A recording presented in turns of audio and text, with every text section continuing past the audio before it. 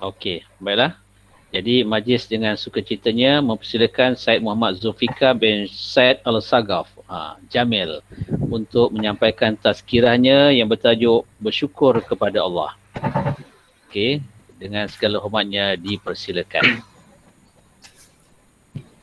Terima kasih diucapkan kepada Dr. Rahman bin Harun selaku pengurusi majlis. Jadi, Bismillahirrahmanirrahim.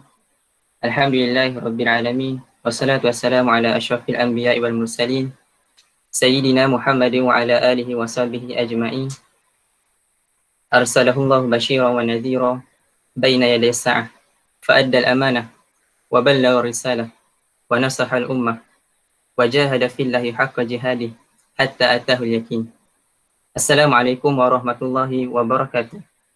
Pertamanya dan selama-lamanya, marilah sama-sama kita memanjatkan dan merafakkan setinggi-tinggi rasa syukur kepada Allah Subhanahu Wa Taala atas segala nikmat yang telah dikurniakan oleh Allah tanpa jemu kepada kita. Jadi alhamdulillah.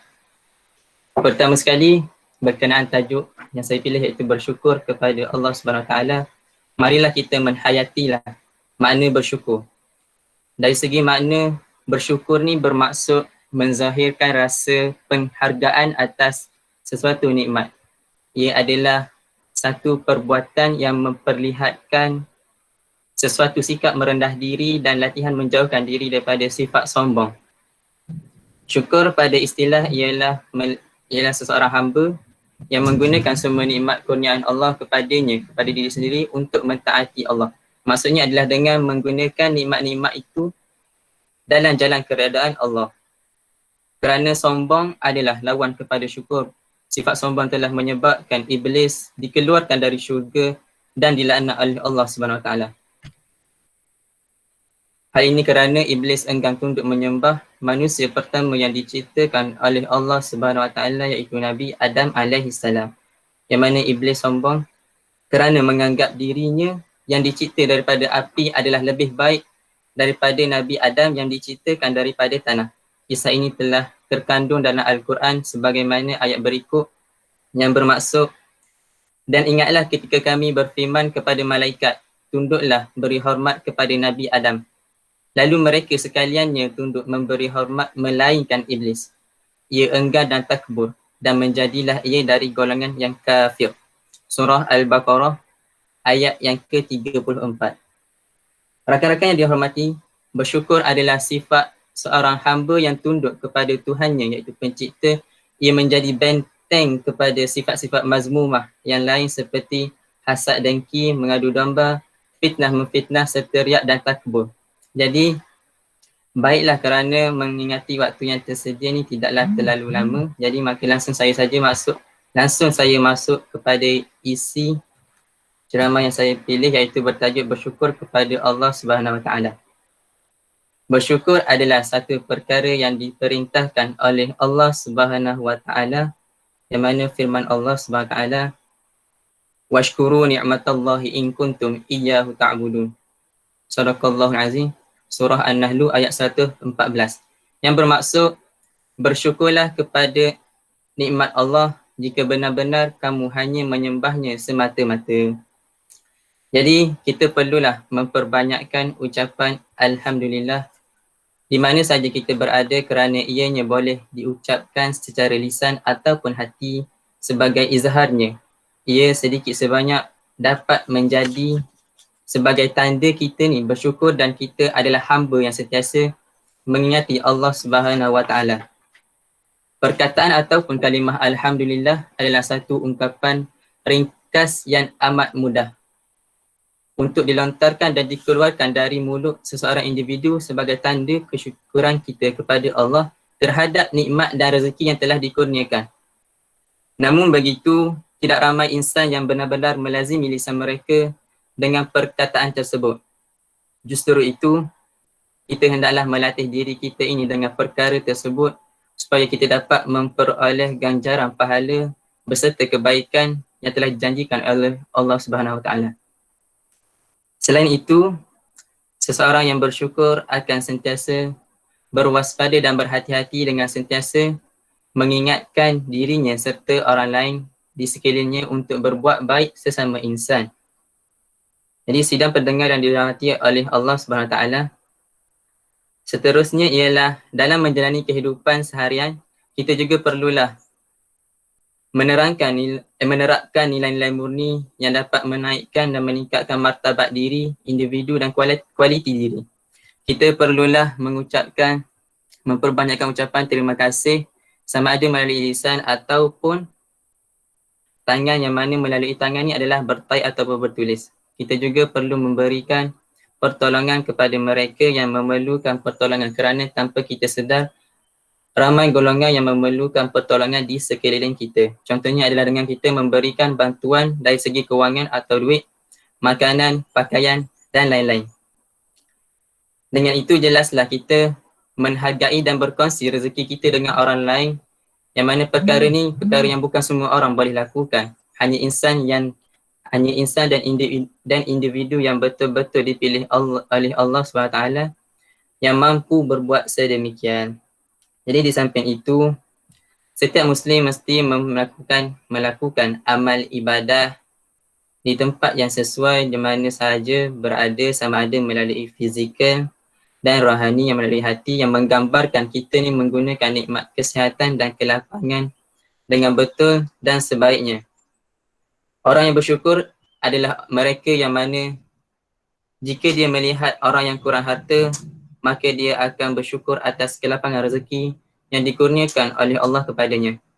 Jika dia melihat orang sakit terlantar di hospital, dia bersyukur atas anugerah kesihatan yang dinikmatinya. Begitu juga jika dia melihat orang yang dihukum penjara bertahun-tahun lamanya, maka dia akan bersyukur dengan nikmat kebebasan yang dimilikinya. Seseorang pasti akan bersyukur apabila dia melihat orang lain yang kurang akal, maka dia bersyukur atas kurniaan nikmat kecerdikan yang diberikan oleh Allah kepadanya. Begitu juga apabila kita melihat ada orang hidupnya tidak berpegang dengan agama, kita pasti bersyukur di atas nikmat taufik dan hidayah yang Allah SWT berikan kepada diri kita. Dan sebaliknya, sekiranya seseorang ditimpa musibah, dia hendaklah melihat orang lain yang di mana ditimpa musibah lebih besar daripada dirinya, lalu dia pasti akan berasa amat-amat bersyukur.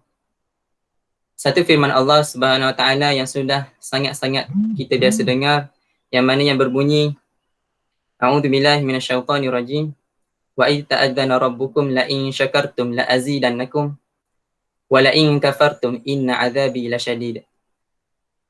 Dan ingatlah ketika Tuhanmu memaklumkan, sesungguhnya jika kamu bersyukur, nescaya aku akan menambah nikmat kepadamu.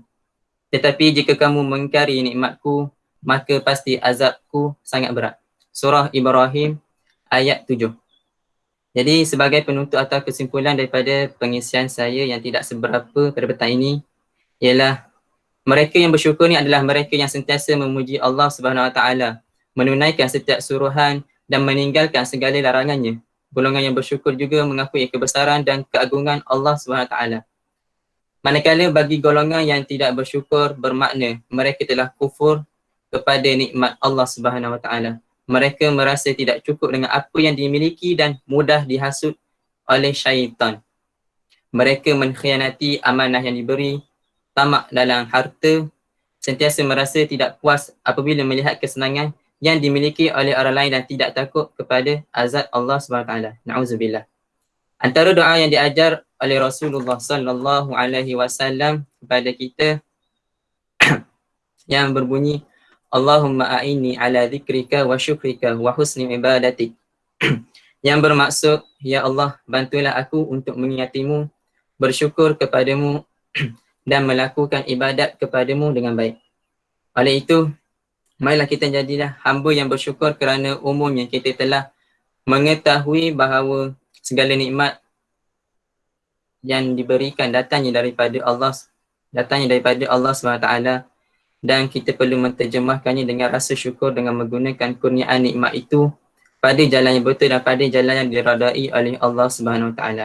Jadi sebagai penakhiran pada saya petang ini, jadi mari sama-sama kita menghayati baik-baik petikan ini, yang mana bunyi, hidup ini ibarat air terjun, kadang-kadang menenangkan, kadang-kadang membahayakan.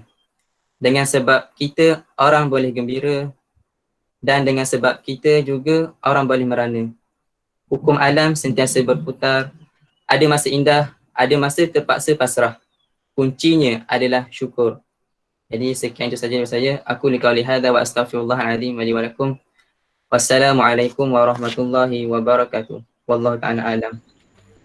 Waalaikumsalam warahmatullahi wabarakatuh. Jadi majlis merakamkan ucapan terima kasih kepada Syed Muhammad Zulfikar bin Syed Al-Saghaf Jamil dengan tazkirahnya yang bertajuk bersyukur kepada Allah Subhanahu Wa Taala. Hanya dengan satu slide saja dia dapat mengupas dalamnya ke masa lebih kurang lebih daripada 10 minit. Kalau dapat 10 slide, saya ingat 1 jam lebih mau 2 jam jadi satu slide jadi dah memadai. Jadi itulah kemahiran dalam seorang penyampaian. Saya nyatakan tadi intro awal tadi tu atas kemahiran ataupun atas kreativiti penyampai. Jadi yang lain-lain tu unsur-unsur sampingan tadi macam hadis, ayat Quran, itu kelebihan ataupun kebolehan dalam penyampaian seseorang penceramah. Kalau macam tadi saya ingat tadi dia ada sebut dari hidup tadi, jadi saya teringat ada satu nasyid lama jugalah. Dia kata hidup ini ibarat lampu dinding. Pernah dengar ke nasyid tu? Tak pernah dengar. Dia kemudian pernah dengar ya? Zaman-zaman mengurat. Zaman-zaman mengurat ya. Dia kata hidup ini ibarat lampu dinding yang menyinari, saya pun tak hafal dia punya seni kata dia. Jadi apa dia Anis? Anis, apa dia tadi Anis?